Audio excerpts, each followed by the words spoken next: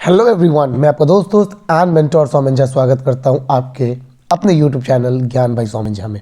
जी हाँ मित्रों, बच्चों, हम आ गए हैं स्लॉट 2 लेकर के क्वेश्चन पूछो व्हाट्सएप पर सीरीज़, जो आपके लिए चलाई गई है इस फाइनल एग्ज़ाम के टाइम पे।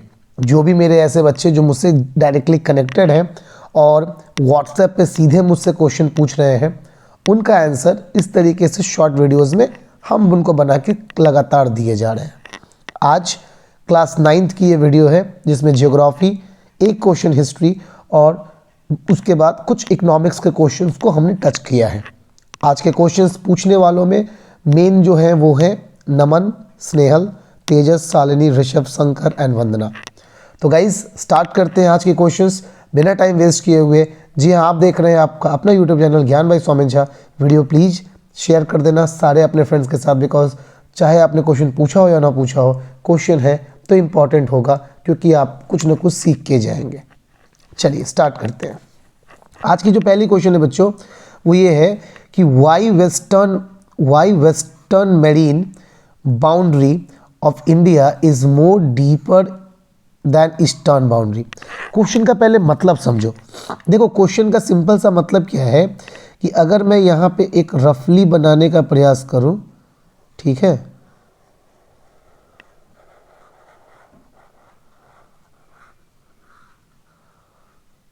अगर एक रफली मैंने बनाने का प्रयास किया तो आप सबको पता है कि ये है हमारा, इस साइड है अरेबियन सी, नीचे हमारा है इंडियन ओशियन और इस साइड पे है हमारा क्या है, तो बे ऑफ बंगाल है बच्चों, ठीक है ना।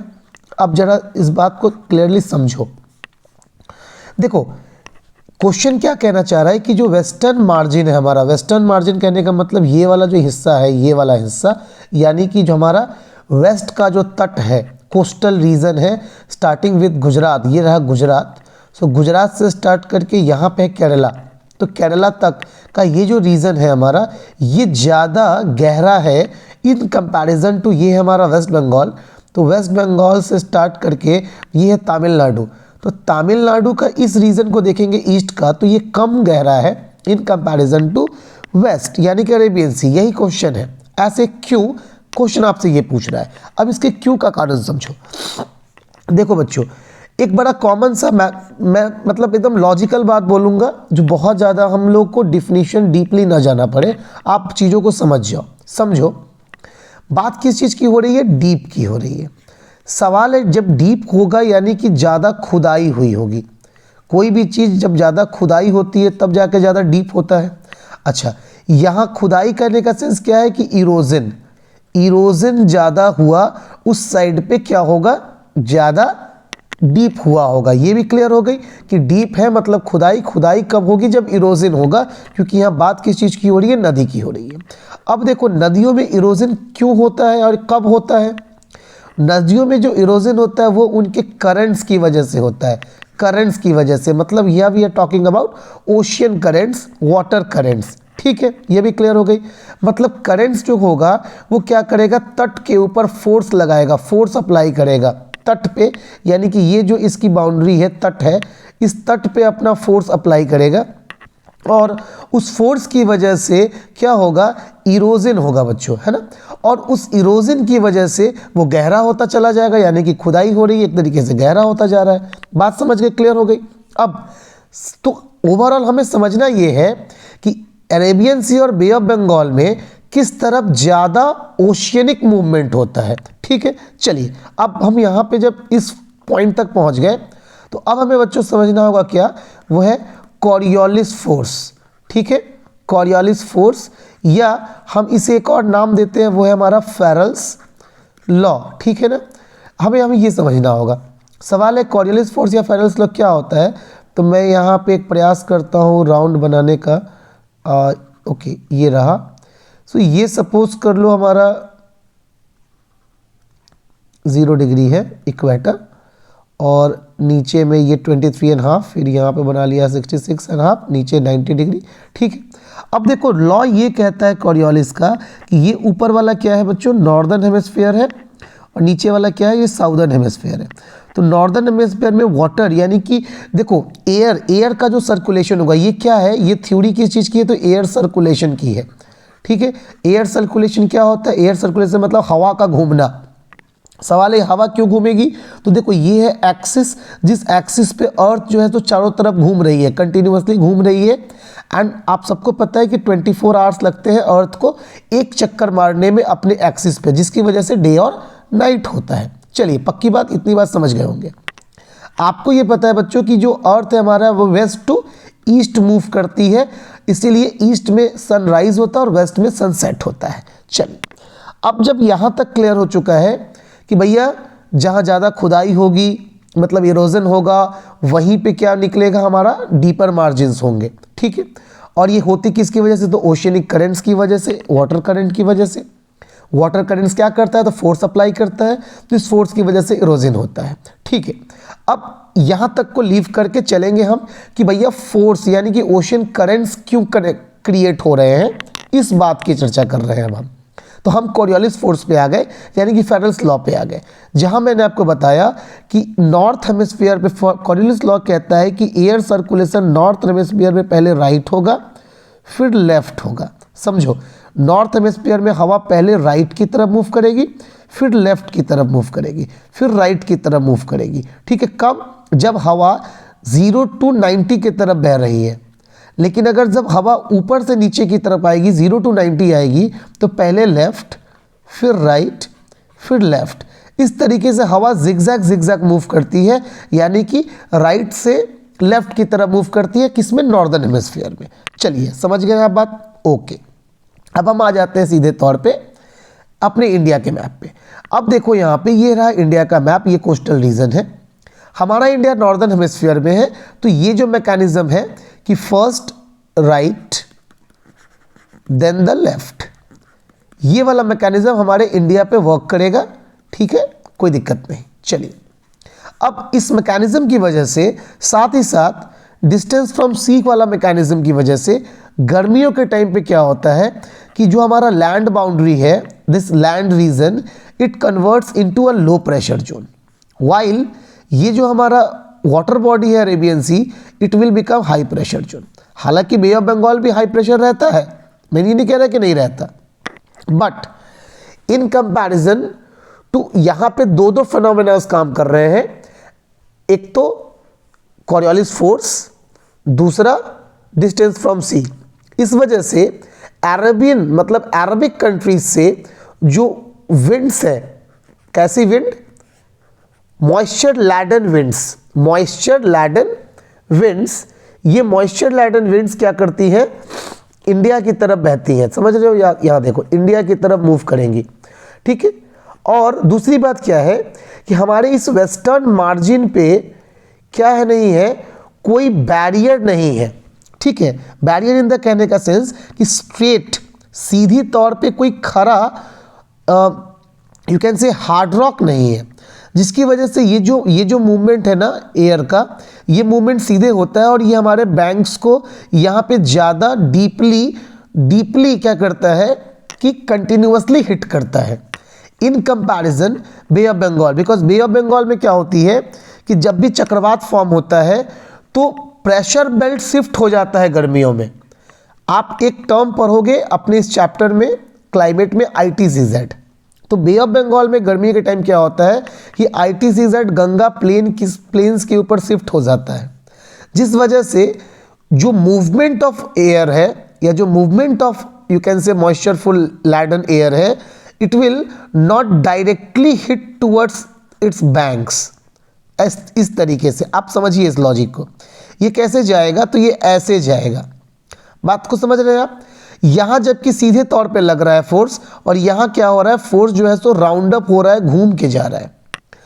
This is the most probable region कि जो आपका वेस्टर्न साइड की मार्जिन है, चूंकि वहाँ force during the summer direct लगता है because of Coriolis force as well as distance from sea and converting the land region into low pressure and water become high pressure. So all these three natural phenomena causes continuous strike over this western margin, which resulted deeper scars in comparison to eastern boundary. Hope जो मैं बताना चाह रहा था वो clear हो गया होगा आपको और आप समझ गए होंगे। नहीं समझा हो तो बताना, फिर से इसको एक्सप्लेन करूंगा। चलो आता हूँ अब नेक्स्ट टॉपिक, नेक्स्ट क्वेश्चन पे। वेट अ मिनट, चलो ये हमारा आ गया नेक्स्ट क्वेश्चन आज के लिए। Wait a minute, sorry.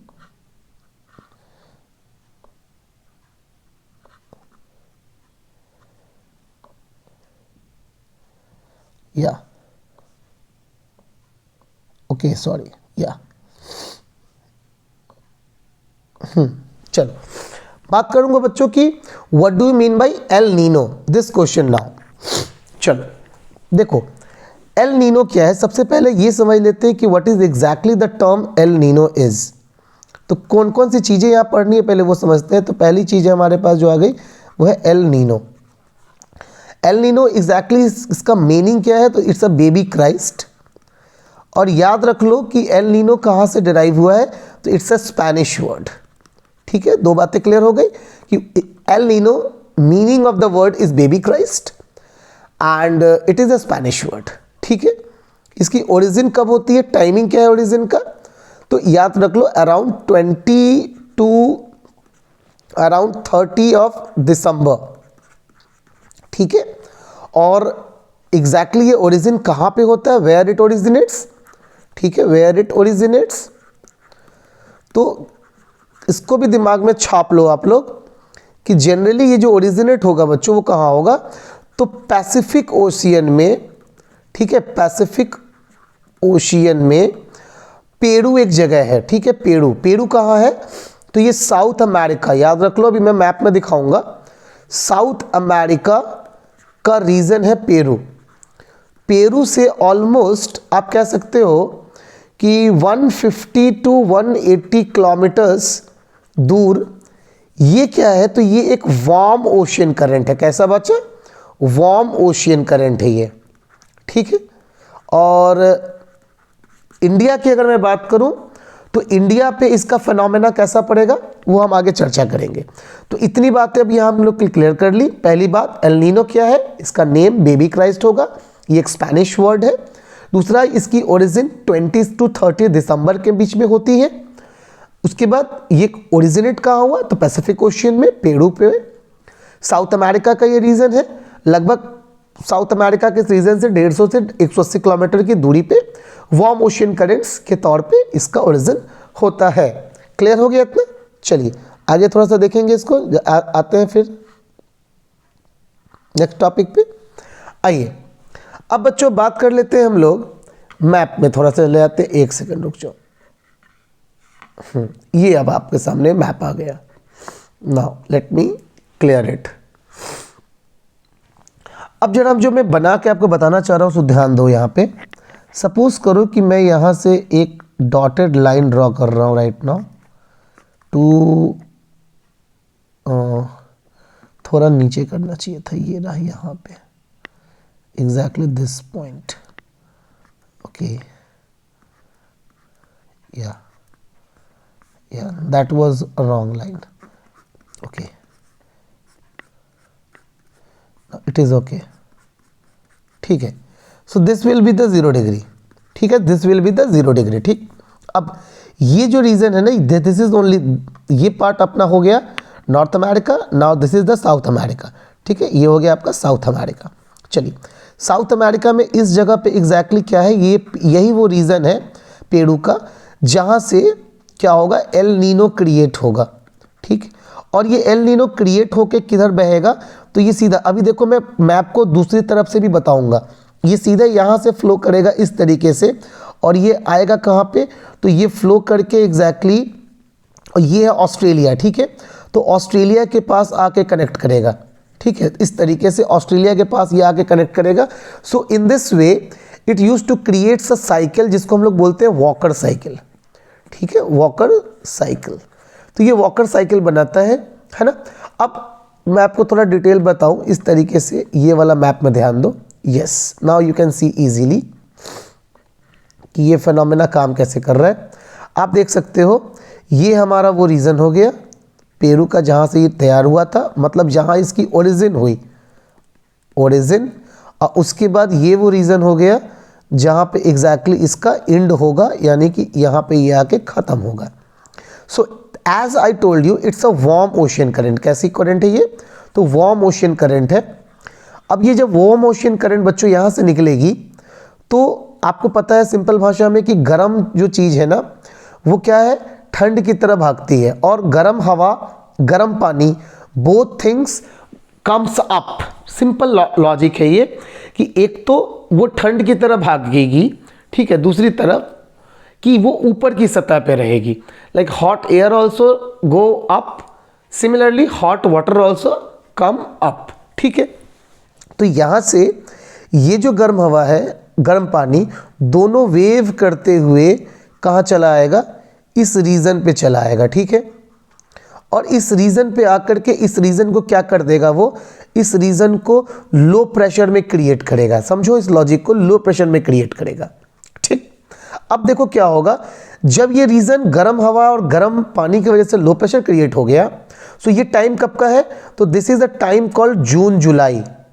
Generally जून जुलाई का महीना होता है व्हेन स्टार्टिंग कब हुआ? दिसंबर में, ठीक है, लास्ट दिसंबर, यू कैन से दिसंबर या जनवरी बोलो, स्टार्टिंग जनवरी या लास्ट दिसंबर, और आते आते कितना टाइम लग गया? जून जुलाई का। अब इस फिनोमेना के यहाँ पहुँचते ये रीजन अब लो प्रेशर क्रिएट हुआ। तो बच्चों समझो लो प्रेशर क्रिएट कब हुआ? जून जुलाई में। और हमारे इंडिया में मॉनसून आने का टाइम कब होता है? अभी अभी मैंने आपको बताया कि सऊदी अरब से जो हवाएं हैं, अरबिक कंट्री से वो हवाएं इस तरीके से मूव करती हैं, है ना, इंडिया की तरफ, जिसकी वजह से इंडिया में मॉनसून आता है। ये कब आता है आपको मैं अगर बताऊं तो ये एग्जैक्टली होता है जून के महीने में, या यूँ कहूँ कि जुलाई के महीने में। मतलब इन दोनों फिनोमेनास का टाइमिंग सेम है, इंडिया में मॉनसून का आना और यहाँ एल नीनो के टाइम। एल नीनो जब भी होगा, we are talking right now about किसके? तो एल नीनो के बारे में। एल नीनो जब भी होगा तो इंडिया का मॉनसून के टाइम को एकदम कॉम्प्लीमेंट करता है, मतलब उसके साथ कनेक्टेड होता है। अब जरा देखो क्या होगा कि आप सबको पता है, ऑलवेज रिमेंबर दिस, कि high pressure and low pressure is having a connectivity. Air, बात अगर हवा की करें तो air always blow from high to low, ठीक है। और ये हाई प्रेशर और लो प्रेशर क्या है? एक रिलेटिव कंपैरिजन है बच्चों। रिलेटिव कंपैरिजन का मतलब क्या होगा कि आप सपोज कर लीजिए कि हम यहाँ भी लो प्रेशर है और इंडिया के लैंड बाउंड्री में भी लो प्रेशर है, लेकिन हवा ये सोचेगी कि भैया ज़्यादा प्यासा कौन है, मतलब ज़्यादा गर्मी किसके पास है, लो प्रेशर ज़्यादा कहाँ पे है, ये इस रीजन पे या इंडिया के लैंड रीजन पे। तो आंसर क्या निकल के आएगा बच्चों कि ये जो रीजन है, इस रीजन पे ज़्यादा लो प्रेशर है in comparison to what? In comparison to land. So this air turns towards it. समझो ये लॉजिक समझ में आ रही है आपको? ये जो हवा है जो इंडिया के अंदर जानी थी और इंडिया में मतलब बारिश होना था, उस समय ये उधर ना जा करके टर्न हो गया इसकी तरफ, है ना, और इस रीजन को उसने क्या किया? मॉइस्चरफुल किया। अब इंडिया पे इसका क्या प्रभाव पड़ा? बहुत इजीली आप समझ सकते हो कि इंडिया पे यानी कि बारिश नहीं हुई, मतलब सूखा पड़ गया बच्चों। क्या पड़ गया? सूखा, है ना, सूखा पड़ गया, जिसको हम लोग बोलते हैं ड्रॉट, ठीक है, ड्रॉट्स आ गए। तो एल नीनो याद रखना कि जब भी एल नीनो इफेक्ट होगा तो इंडिया पे क्या होगा? सूखा पड़ने की संभावना बनी रहेगी और हो सकता है कि हमारे यहाँ ड्रॉट आ जाए, किसान पानी के बिना तरस जाए। क्लियर हो गई बात? चलिए, अब इस फिनोमेना का ठीक उल्टा एक फिनोमेना होता है जिसको हम लोग बोलते हैं ला नीना, ठीक है, ला नीनो, ला नीना बोलते हैं। अब देखो एल नीनो क्या था, मैंने बताया स्पेनिश का वर्ड है, इसका मतलब होता है बच्चा, ठीक है।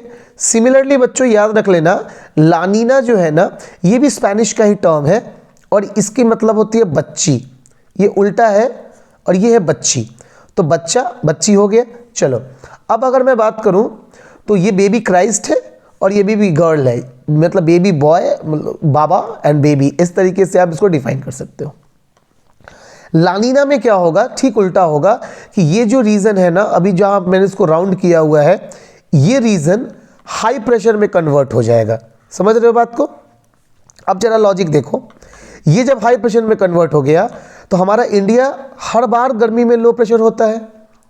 अब ये हाई है तो हाई से भी हवा लो की तरफ बहेगी, और ये तो एक नेचुरल फिनोमेना है जो हमेशा होता है कि सऊदी अरब से हवाएं इंडिया की तरफ आती हैं, मतलब अरबिक कंट्रीज से हवाएं इंडिया की तरफ आती हैं, तो हर साल होता है। तो ये हवा भी इधर चलेगी बिकॉज ये हाई है और ये लो है, और इधर से यानी कि लानीना के टाइम ये जो रीजन है जो कि अब हाई प्रेशर है, इधर से हवा भी अब कहाँ चलेगी, इंडिया की तरफ ही चलेगी। समझ रहे हो, मतलब डबल फोर्स मिल गया इंडिया को। जिस साल लानीनो होगा, लानीना, उस साल डबल डबल मॉइस्चर आ गया और इतनी बारिश हो जाएगी, इतना बारिश हो जाएगा कि फ्लड आ जाएगा, यानी कि बाढ़ आने की संभावना हो जाएगी। मतलब आप समझ लीजिए कि जिस साल एल नीनो होगा उस साल सूखा पड़ेगा, और जिस साल लानीनो आएगा उस साल बाढ़ आने की संभावना रह जाएगी, भिंगा भिंगा के मारेगा। ठीक है, तो ये दोनों फिनोमेना इंडिया के लिए तो अच्छे बिल्कुल नहीं है। ठीक है, क्लियर हो गई बात। और ये जो साइकिल ऑफ एयर है, या यूँ कहूँ कि साइकिल ऑफ वाटर है फ्रॉम वार्म टू कोल्ड, इसको कहा, इसी साइकिल को कहा गया है starting from Peru to Australian coast, इसी को कहा गया है वॉकर साइकिल। याद रख लेना, वॉकर साइकिल कहा गया है। सो क्लियर हो गई बात। इतनी बातें एल नीनो लानीनो के बारे में आई होप आपकी क्लियर हो जानी चाहिए, समझ गए होंगे आप। चलिए आगे बात करते हैं, अगले प्रश्न की तरफ बढ़ते हैं, प्रयास करते हैं उसे सॉल्व करने का। चलो नाउ अब बच्चों बात करनी है, एक क्वेश्चन आ गया हमारे आपके सामने कि भैया how Indian peninsular plateau formed. देखो ये बड़ा बेसिक सा क्वेश्चन है ना। This questions answer like this is a question which we already completed during that chapter। कौन सा चैप्टर, जब हम लोगों ने डीपली किया है द फिजिकल फीचर्स वाला, तो वहाँ मैंने इसको समझाया भी है, आप इसको देख भी सकते हो। बट कोई बात नहीं, क्वेश्चन आया है तो भी बताएंगे हम। आपका काम है पूछना, हमारा काम है बताना। So we are talking about the peninsular plateau, ठीक है ना, हम इसकी बात कर रहे हैं। और पेनिनसुलर प्लेट्यू का मतलब इसका एक और नाम है क्या, वह है डेक्कन प्लेट्यू। चलो बहुत बढ़िया। और अगर मैं इसका एक रफ डायग्राम यहाँ बनाने का प्रयास करूँ, जो कि मैं ड्राइंग में बहुत अच्छा नहीं हूँ, ठीक है, तो भी प्रयास कर रहा हूँ बस। चलो तो ये मैंने बना लिया। तो ये जो रीजन है ना, this region is only comes under the peninsular plateau region, ठीक है, जिसमें जिसके दो हिस्से हैं। ये ऊपर वाले पार्ट को हम लोग बोलते हैं सेंट्रल हाईलैंड, और नीचे वाला पार्ट यही पे पूरा हिस्सा ये है डेक्कन प्लेट्यू। ठीक है, बहुत बढ़िया। चलिए अब देखो इसका परफेक्ट आंसर क्या हो जाएगा कि the peninsular plateau is a table land, basically it's a table land. ठीक है, so it is a table land, ठीक है ना, कंपोज्ड ऑफ, ये किस चीज का कंपोज्ड है, तो composed of old crystalline, old crystalline, ठीक है ना, इग्नियस, ठीक है, and metamorphic rocks, and metamorphic rocks, ठीक है। Basically it composed after breaking from, after, है ना, ब्रेकिंग फ्रॉम गोंडवाना, ठीक है बच्चों। तो ये गोंडवाना से सेपरेट होने के बाद ये फॉर्म हुआ। अब आपके दिमाग में क्वेश्चन चल रहा होगा कि सर आपने यहाँ पे लिखा है ओल्ड क्रिस्टलाइन एंड इग्नियस, तो हम लोगों ने तो यही पढ़ा है कि जो इग्नियस होता है, इग्नियस रॉक्स, ये तो जनरली फॉर्म होते हैं लावा से, है ना, और लावा से फॉर्म होते हैं, और हमारे इंडिया में तो वोल्केनोज है नहीं, तो ये क्या हो गया। तो बच्चों इसीलिए मैंने लिख दिया आपको गोंडवाना, इसी डाउट को क्लियर करने के लिए मैंने यहाँ पे गोंडवाना वर्ड मेंशन किया है। क्लियर हो गया कि देखो जब आप कैलकुलेट मतलब ये करोगे, इवैल्यूएट करोगे, तो आपको क्या मिलेगा कि अफ्रीका, जहाँ मिट्टी क्या है, कौन सी मिट्टी है, ब्लैक सॉइल है, और उस मिट्टी को का जब कंपोजिशन लिया गया और उसको जब मैच आउट किया गया, so we will get that, मतलब जियोलॉजिस्टों ने देखा कि this southern region of India is almost having same composition which is right now present in Africa's Gondwana region. ठीक, तो इससे यह समझ में आया कि बहुत सालों पहले कोई टेक्टोनिक एक्टिविटी हुई होगी, जिस टेक्टोनिक एक्टिविटी में के कारण ये जो साउथ का हिस्सा है इंडिया का, ये सेपरेट हुआ होगा गोंडवाना से और शिफ्ट होकर के इस प्लेट का, यानी कि अभी जो है इंडो ऑस्ट्रेलियन प्लेट जिसके ऊपर इंडिया है, इस प्लेट का हिस्सा बन गया होगा। समझ रहे हो मेरी बात को मोटा मोटा? तो आपका आंसर जो मैंने 3 लाइन में लिखा वो है। और ये हुआ कैसे होगा मैकेनिज्म, ये हम लोग अनुमान लगा लिए अभी इसके थ्रू। होप ये क्लियर हो गया होगा आपको, चीजें समझ में आपको आ गई होंगी। चलिए बात कर लेते हैं नेक्स्ट क्वेश्चन की। क्वेश्चन नंबर 4 देखते हैं। क्वेश्चन नंबर 4 हमारे पास जो आया है वो है एक हिस्ट्री का question. In which year Hitler is on pinnacle. देखो क्वेश्चन के वर्ड में इसका सारा मीनिंग छिपा है। ठीक है, हमें मेनली समझना क्या है कि what is the exact meaning of the word pinnacle. देखो पिनैकल का मतलब क्या होता है कि टॉप, टॉप कहने का मतलब या फिर बुलंदी पे। ठीक है, बुलंदी। तो बुलंदी वर्ड का हम यहाँ पे इस्तेमाल करेंगे कि भैया जो हिटलर था वो अपनी बुलंदी पे, अपने पावर यानी कि अपने ताकत की बुलंदी पे किस साल था। चलिए फटाफट से क्रोनोलॉजी में आपको समझा देता हूँ। नंबर 1 से स्टार्ट करें तो देखो 1919 याद रखना। हिटलर क्या था? Hitler Hitler he was in German army. ठीक है, और हारी हुई जर्मन आर्मी थी जिसको कि फ्रांस ने क्या किया था, डिसबैंड कर दिया था, यानी कि ख़त्म कर दिया था। ठीक है, बाकी सभी लोगों की तरह 1919 में जब आर्मी ख़त्म हो गई, वॉर ख़त्म हो गया, हिटलर ने क्या किया, अपने परिवार को चलाने के लिए, बाकी चीज़ों के लिए हिटलर भी क्या किया, उसने ज्वाइन कर लिया फैक्ट्री। ठीक है, और फैक्ट्री में ही उसने एक यूनियन, वर्कर यूनियन को ज्वाइन किया, जिस वर्कर यूनियन का एग्जैक्टली नाम क्या था, है ना, जर्मन वर्कर्स यूनियन। ठीक है, तो जर्मन वर्कर्स यूनियन, ठीक है, वर्कर यूनियन, ये एग्जैक्टली उसने ज्वाइन कर ली 1919 में। अब समझो 1919 के बाद 1921 में क्या हुआ, 2 साल के बाद, है ना, हिटलर ने इस वर्कर यूनियन को उसका रीनेम कर दिया और उसको नाम क्या दे दिया कि सोशलिस्ट। ठीक है, socialist German socialist workers party. गलत लिख दिया मैंने थोड़ा सा, जर्मन सोशलिस्ट पहले कर दिया मैंने, कोई बात नहीं। German socialist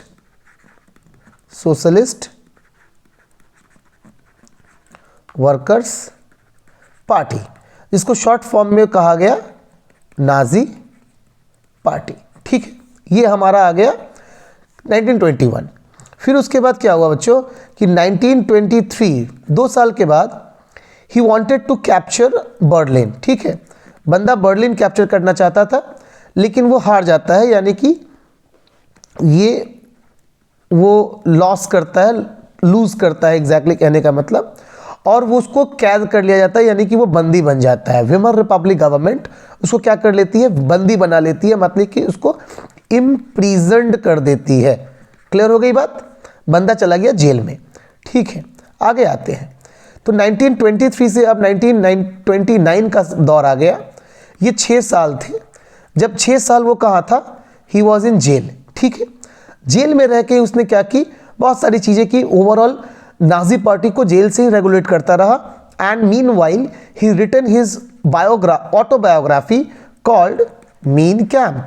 mean Kampf was autobiography written by Hitler, जिसका मतलब है, ये एक जर्मन वर्ड है जिसका मतलब है कि मेरी यात्रा। ठीक है, मेरी यात्रा या माई जर्नी, जो भी आप कहो। तो अपनी यात्रा, यानी कि कैसे वो एक सोल्जर से वो इस मुकाम तक पहुंचा, सारी बातों को उसने लिखा था। साथ ही साथ नाजी आइडियोलॉजी को उसने उस बुक में मेंशन किया था, what he exactly think about Nazism. ठीक है, चलिए बहुत सही, आगे बढ़ते हैं नंबर 6 में। देखो 1929 से 32 ये वो साल है बच्चों जिसको हम लोग कहते हैं, पूरे वर्ल्ड में इसको हम लोग बुलाते हैं years of depression. Years of depression क्यों? Because it was a time when Wall Street exchange, Wall Street exchange क्या है? तो वॉल स्ट्रीट एक्सचेंज का मतलब कि अमेरिका का स्टॉक एक्सचेंज का नाम है, जो कि क्रैश हो गया था, और इस क्रैश के कारण यू कैन से a great loss to take place.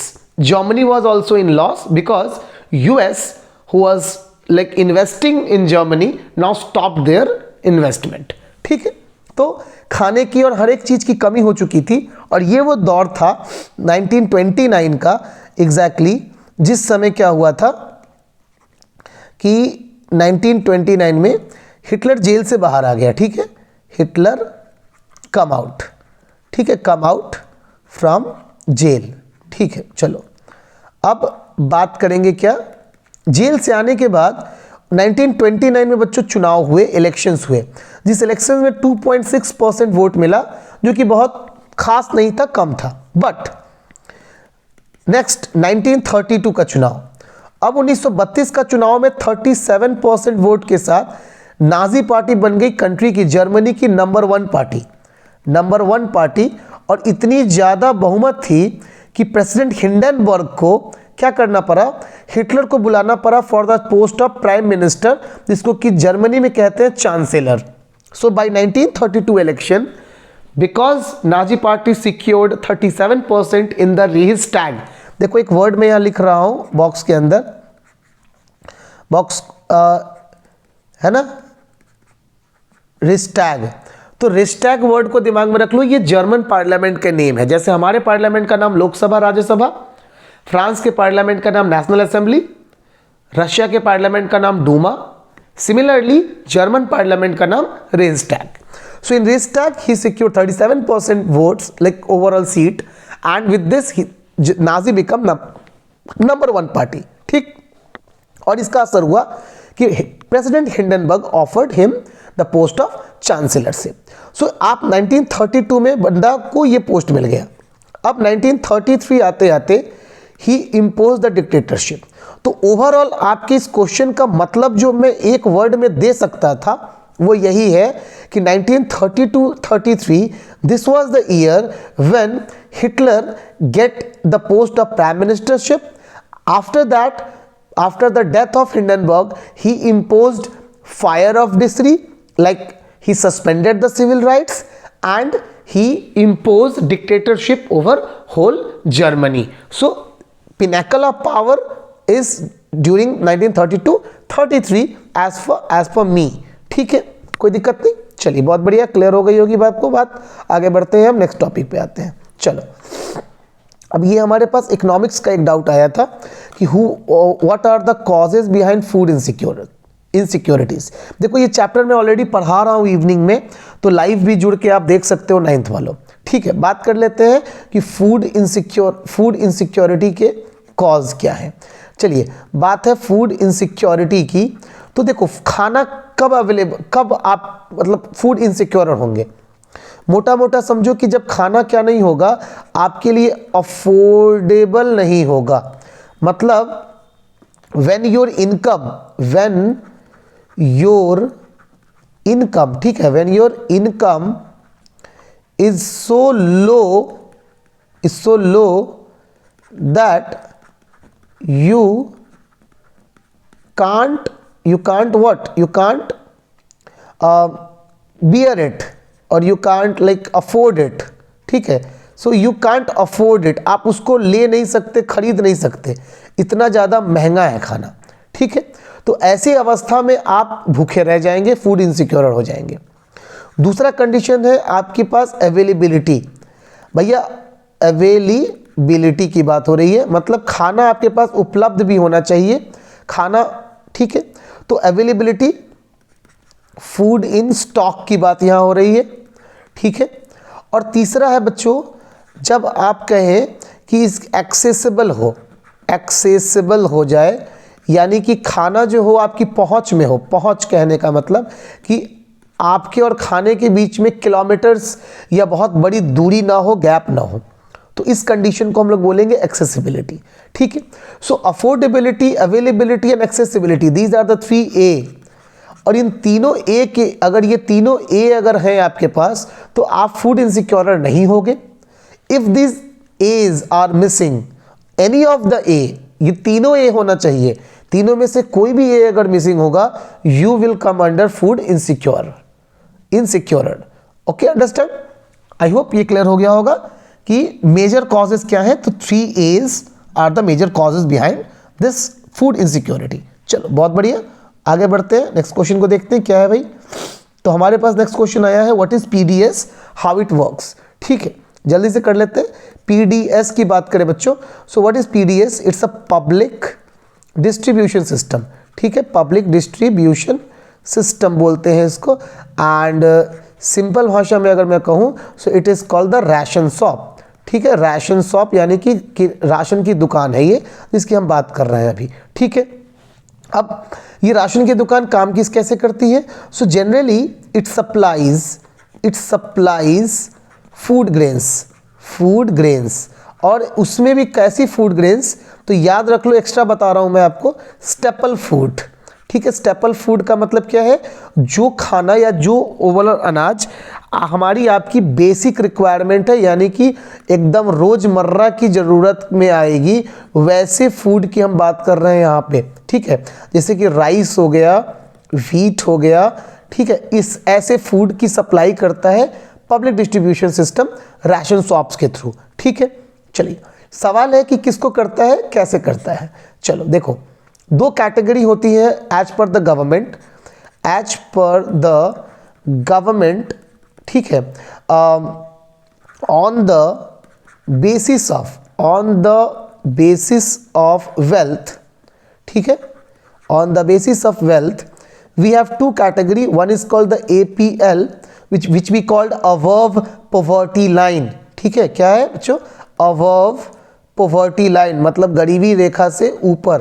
ठीक है, और second one we have that is called the BPL, बहुत लोग इसको बिन पेंदी का लोटा बोलते हैं, but it is called below poverty line. Okay, so below poverty line. चलो, तो बिलो पोवर्टी लाइन हो गई, अब पोवर्टी लाइन हो गया, मतलब गरीब नहीं है और गरीब है। तो देखो ये क्या करेगा पीडीएस, जो लोग APL होंगे उनको भी चाहिए तो ग्रेन मिलेगा, बिकॉज ये है तो एक दुकान, तो दुकान से सामान तो मिलेगा ना, तो ग्रेन्स मिलेगा, बट ये मार्केट रेट पे मिलेगा। कौन से रेट पे मिलेगा? मार्केट रेट पे इनको सामान यहाँ से मिलेगा, जितना है मार्केट में प्राइस चल रहा है सेम उसी रेट पे। But if you are under BPL and you have the proof like BPL card, तो आपको क्या मिलेगी? आपको सब्सिडी रेट पे आपको प्रोडक्ट मिलेगा, and this subsidy is so low like 3 rupees पर kg, है ना, कि रेट पे आपको सामान मिलता है, which make you food affordable. समझो इस बात को, ये क्या कर दिया? खाना अफोर्डेबल बना दिया। ठीक है, हर गरीब से गरीब 3 रुपए किलो तो खरीद के खा ही सकता है ना भाई। चलो अब बात समझो कि एक्सेसिबल, क्योंकि हर राशन शॉप कहाँ होता है? ऑलमोस्ट एवरी विलेज में होता है, हर विलेज में राशन शॉप होता है। So because of every village it become accessible also, हर आदमी जाके राशन शॉप से सामान खरीद सकता है। तीसरी बात अगर मैं करूं बच्चों, तो दिमाग में इस बात को रख लो कि third one is the available, as government is supplying. Government क्या करती है? FCI क्या है? फूड कोऑपरेशन ऑफ इंडिया के गोडाउन्स होते हैं। ठीक है, तो गोडाउन्स में MSP पे मैक्स मिनिमम सेलिंग प्राइस जो हो गई हमारी। ठीक है, तो MSP पे क्या करेगा? गवर्नमेंट खरीद के अनाज ग्रेन्स को स्टॉक कर लेता है, रख लेता है। तो सरकार के पास प्रॉपर स्टॉक होता है, प्रॉपर क्या है? अवेलेबिलिटी है। तो अनाज कभी कमता नहीं है, इतना ज़्यादा अनाज सरकार खरीद के रख लेती है।